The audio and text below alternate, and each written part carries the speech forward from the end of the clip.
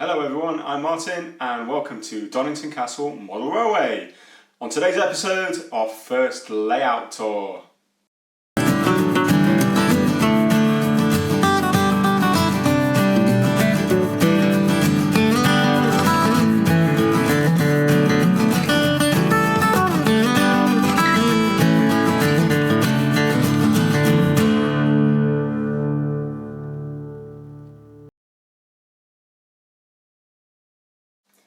In today's episode, we're going to do a high-level overview of the layout and the progress on it so far.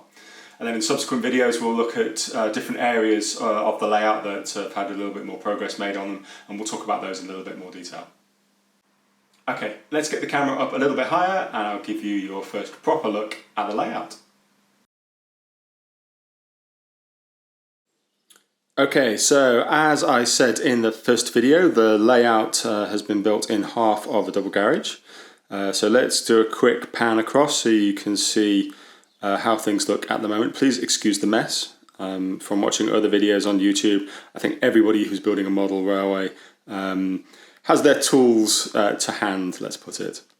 So as you can see in this shot, we have on the top layer, we can see our 4-track main line coming round in a loop, so 2 up and 2 down lines. Then you might just be able to make out from this shot at the bottom right hand corner, that's the southern region main line. That goes round the back and meets up with the main lines over the back there, which will be a station area. We'll get a closer look at that in a second. That line then continues round, and you can probably just see it ending over there underneath that box of track. So that will be an end-to-end section of the layout with the opportunity to potentially extend that further in the future. And then looping its way underneath the main lines, you will see the heritage line, and you'll have seen some shots from that on the first video. That passes the station at the back there on a slightly lower level. There will be a station there eventually, and just need to think about how those two are kind of orientated because they are on ever so slightly different levels. That heritage line then comes around this corner down a little bit of a slope and into the tunnel down here, and it's this tunnel that you saw the locos emerging in the previous video. That line then comes round down the front here into a little bit of a kind of a yard with a steam shed and a couple of sidings there. There's a head shunt and a carriage siding. And this is all part of the heritage line, with the idea being that this was a former branch line and has been taken over by a heritage group. Now, the observant among you will have noticed that there is no fiddle yard on this layout, and I just want to talk about the reasons for not having one, as pretty much every layout I see these days has one. If I had a large fiddle yard on a layout this size, I'd lose a lot of space for scenics, and that was a sacrifice I just wasn't willing to make. Now, the other part of that is that without a fiddle yard, all the stock that's on the layout will kind of stay there and run. Now, the good thing about this layout is, as you'll have probably figured out, there is plenty of track. That means we can have lots of things running. Now, whether that proves to be a mistake and I come to regret not having a fiddle yard, I think only time will tell.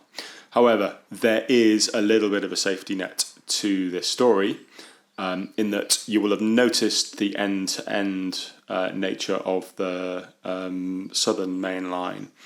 Now, there is the potential, and I use the word potential, to extend those parts of the layout round the rest of the garage, and in doing so, that may provide an opportunity for a fiddle yard kind of off-scene from that side.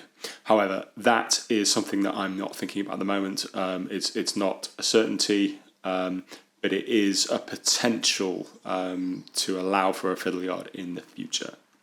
Okay, let's move the camera around a little bit and you can get a little bit of a better look at some of the areas of the layout, and we'll talk through them in a bit more detail. Okay, so this view is looking down the length of the layout. So this is what was the right hand side of the previous shot, and you can see the main line looping round, and on this side over here you can see where all of the lines converge into what will be a big station over here. Got a couple of backboards on over this side, but no decision yet as to what the back scenes are going to be, and how we kind of take those around the rest of the layout is something that still needs to be done. From this vantage point, hopefully you can see a little bit more easily how the baseboards have been constructed. So let's talk about that for a second. Each baseboard is pretty much made from the same lengths of timber, just they are put together ever so slightly differently. So the 8 baseboards in total, they go round and form what would be a kind of a 0 digit on an LCD display. So as this vantage point here, we can see 2 down at the bottom here, running left to right, then 4 running kind of top to bottom, and then down the bottom end, a kind of a matching pair going left to right that kind of match up with the ones down this end. Now, the 4 boards that run left to right are ever so slightly different to the 4 that run top to bottom, and the difference is really how the pieces of wood butt up together. You can see in the shot here that these boards at the bottom, the longer pieces of wood, the ends of those then butt up against the cross pieces. Whereas if we move the camera just here, you will see that the orientation of that kind of joint is just the wrong way round. Not the wrong way round, the other way round. What that means is that our left to right boards are longer and thinner, and our top to bottom boards are slightly shorter but slightly wider. And you'll see there's a gap in the middle there for operating from, and also it's going to be the space that's going to be used for doing a lot of the scenics as we go forwards. Underneath the boards here you can see some of the wiring. It's not in its final state yet. It's very much kind of loosely fitted in place for testing. As we kind of get a bit closer with the build, we'll then start to neaten some of that up and label it up. We'll cover the wiring and how the whole kind of layout is set up from that perspective in a future video. Now, one thing you will notice is that there's a big gap over some of these boards here. As I said, because they're open-faced baseboards, the track bed is what's been put in place first, raised up on wooden supports. The bits that you're kind of seeing as kind of gaps or holes through the baseboards, that's where probably we're going to have a TMD area. So if I just move the camera up slightly, you'll see that on the left we have the main lines snaking round, and on the right hand side there you can see a board that angled ever so slightly down. That board is likely to be extended into this area down the bottom here, and that will be a nice little place to have a TMD. But we'll see that as we do a little bit of a 360 of the layout in a second. Okay, we are now in the middle of the layout, so let's do a little bit of a 360. So we will start at the eastern end of the station. You will see that the southern lines drop off there and go into the tunnel around the back, whereas the Great Western lines rise up. And at the same time, you'll see the Heritage line dropping down into the tunnel there. So there are some gradients on the layout. I'm not planning on running huge trains, so actually these gradients are going to be absolutely fine with the trains that are going to run on this. So let's keep moving round. You'll see where some of the points on the main line are going to go. They're just using the Pico templates at the moment. Along the back there you can see the yard for the Heritage line with the loco shed.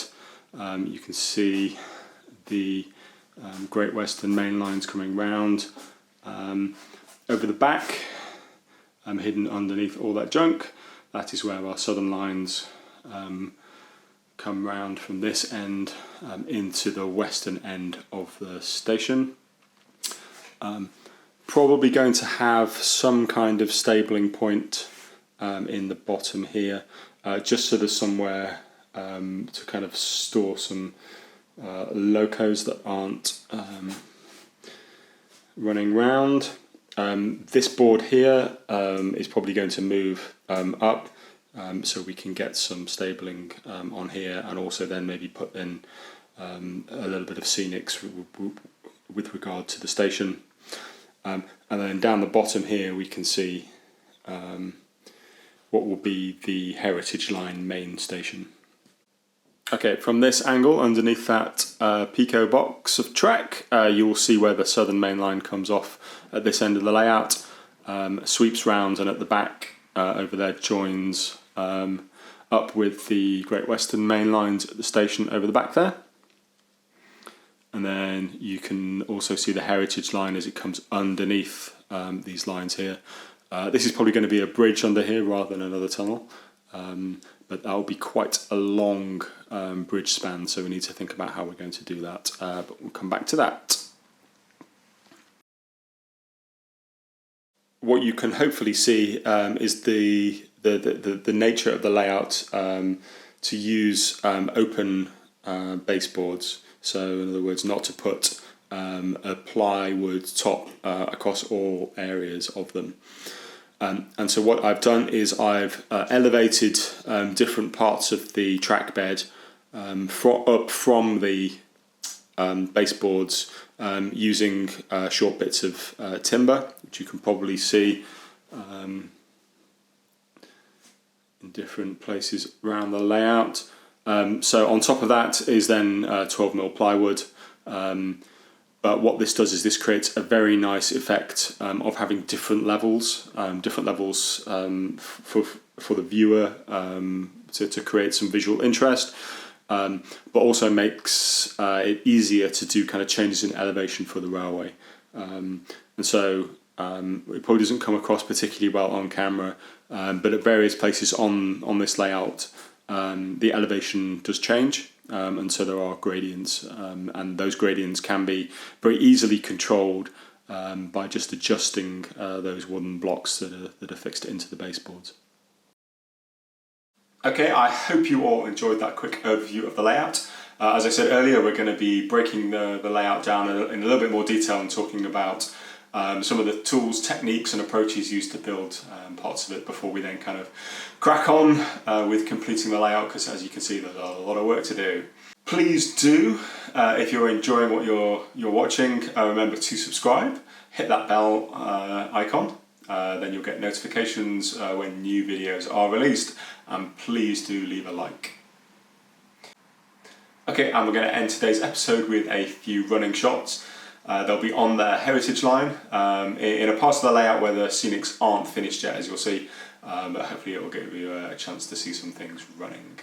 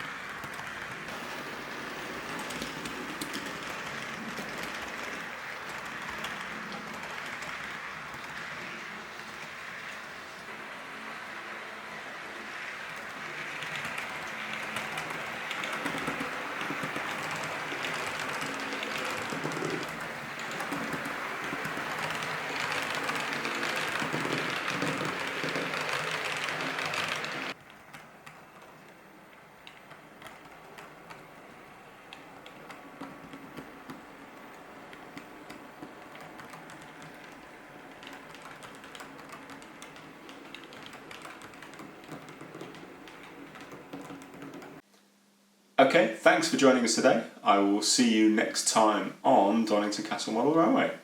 Goodbye.